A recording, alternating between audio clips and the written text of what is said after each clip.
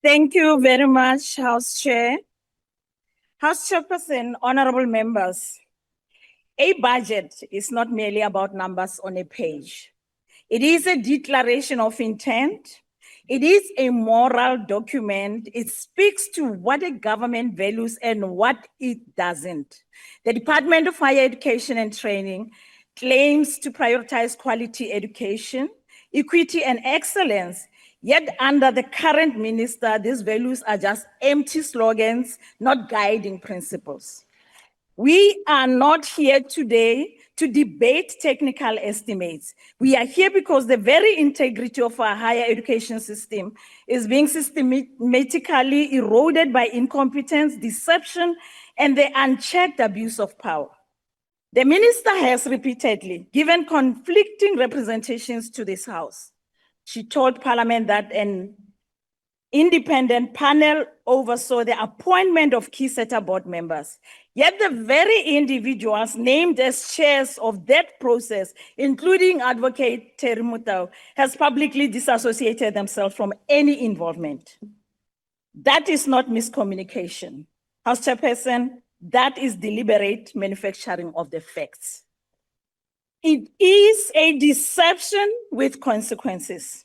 Today, public confidence in the setters, those very institutions meant to train, upskill, and empower our youth, lies in tatters. Politically connected individuals and ANC insiders have been gifted both seats not based on merit but on patronage. A jobs factory for comrades while millions of young sit unemployed, untrained, and forgotten. The road does not stop at the sitters. Despite the minister's empty assurances, NSFAS remains a disaster. Students have gone months without allowances. Appeals are backlogged. Bursary guidelines are issued late. And now we learn that about 27,000 students may be defunded even after they have been admitted, housed, and taught. What kind of minister punishes students for her own failures? What kind of minister speaks of hope while gutting the very mechanisms that offer it? This budget cuts infrastructure grants to TVET and university sectors while ballooning administrative costs. Colleges serving poor, rural, out-of-school youth receives just 2.2% of the department's budget. Meanwhile, consultants walk away with a whooping 22.8 million rand in advisory fees. A department that cannot even spend its allocated infrastructure grants now wants to advise itself on how to spend more. We are told that the department will deliver a just energy transition. But who will train the solar technicians and wind turbine engineers when TVET colleges still lack electricity, Wi-Fi, and qualified lecturers? A transition in name only is not just, it is delusion.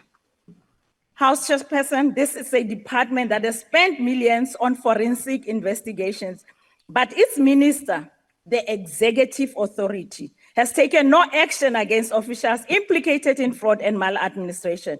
Not one disciplinary hearing, and not one criminal charge, not one clawback of stolen public funds. Honorable members, when corruption is left unpunished, it becomes a policy. When incompetence is promoted, it becomes strategy. Under Minister Nkabane, both flourish. She has failed to fill critical vacancies. She has failed to protect the financial viability of NSFAS. She has failed to deliver student housing. She has failed to be honest with this parliament. And above all, she has failed our youth. The Democratic Alliance believes that our students deserve better than this. They deserve action. They deserve to have their budget treated with care. They deserve to have the billions earmarked for their future to benefit them, not the connected few. They deserve a minister with competence and integrity. They deserve a minister that treats their future as a mission, not a meal ticket. President Ramaphosa must remove Minister Nkabane without delay. The future of our youth depends on strong, ethical, caring leadership. And until there is accountability at the very top, every rent in this budget will be another drop in the leaking bucket. Honorable members, this budget, if implemented by an Honorable ethical, member, your time is now and expired. trustworthy Thank you. minister, but to raise the future of our youth in the hands of this compromise, Honorable member, your time has will be expired. to pay. I thank you. Thank you. The next speaker is the Honorable Lonzi. All honorable members. Chair of Chairs, perhaps we must quickly start by exposing the white lies of the Democratic Alliance, that it can support certain departments but not support other departments. There are 4 key budget votes in Parliament. The first is the fiscal framework and revenue proposals. It gives the budget bills the blueprint and sets the economic policy direction. The DA voted in support of this and it passed.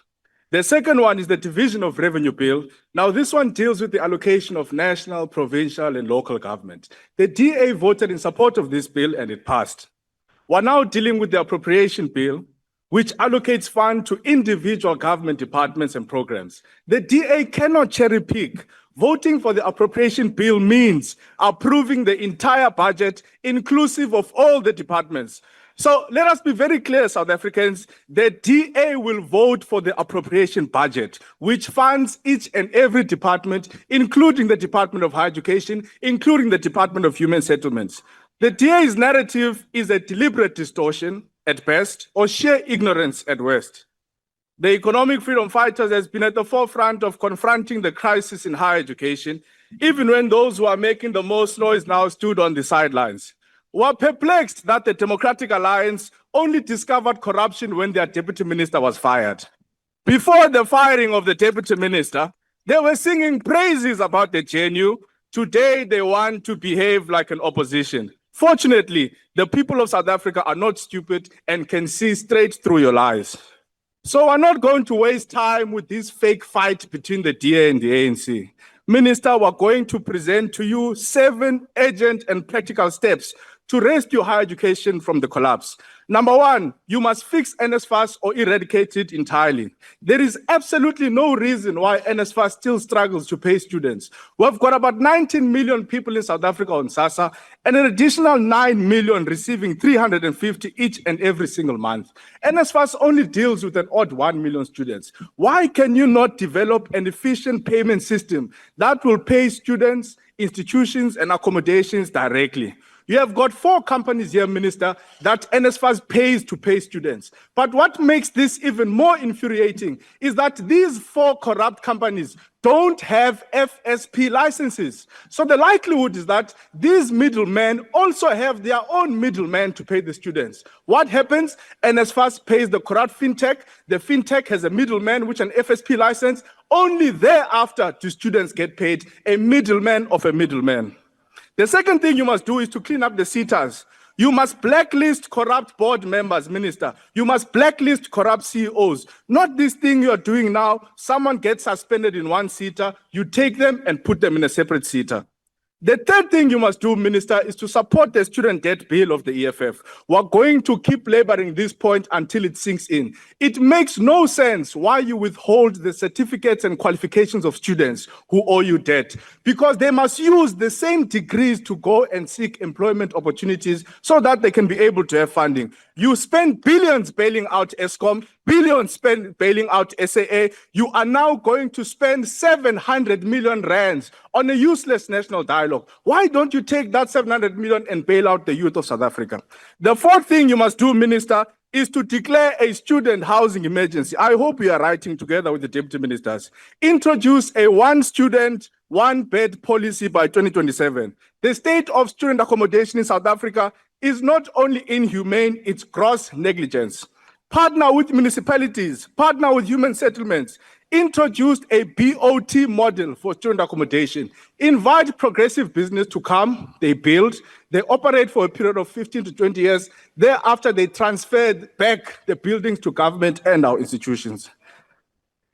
Free education here for you, Minister. The fifth thing you must do is to professionalize and protect workers and academics in our institutions. Minister, excellence in education begins with the workers and the educators, but many of them are exploited. Standardized pay, in-source workers, and reward hard-working lecturers and academics. You cannot expect a world-class education from an exploited workforce. The sixth thing you must do, Minister, is to raise the status of TVET colleges. I'm happy you spoke about it today. We must stop treating TVET colleges like glorified high school.